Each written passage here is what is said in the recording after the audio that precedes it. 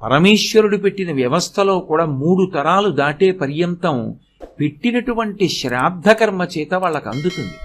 వాళ్ళకి దాహం వేస్తుంది. ప్రతి అమావాస్యకి, నెలకి ఒక్కరోజు, ప్రతి అమావాస్య నాడు మధ్యాహ్నం 12 గంటలకి పితృదేవతలు గుమ్మం ముందుకు వస్తారు.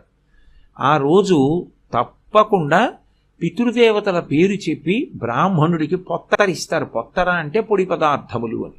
అలా ఇవ్వకపోతే కనీసం 2 చేతులు ఊపి చూపించాలి. ఇక శ్రాద్ధకర్మ చెయ్యవలసిన రోజు, వాళ్ళ శరీరం విడిచిపెట్టేసిన రోజు. ఆ రోజు కడుపున పుట్టినటువంటి అన్నదమ్ములు, అక్క చెల్లెళ్ళు కలుసుకోవాలి. కర్త మగపిల్లవాడు.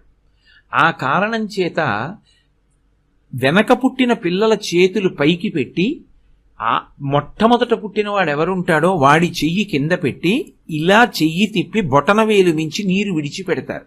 ఒక్కొక్క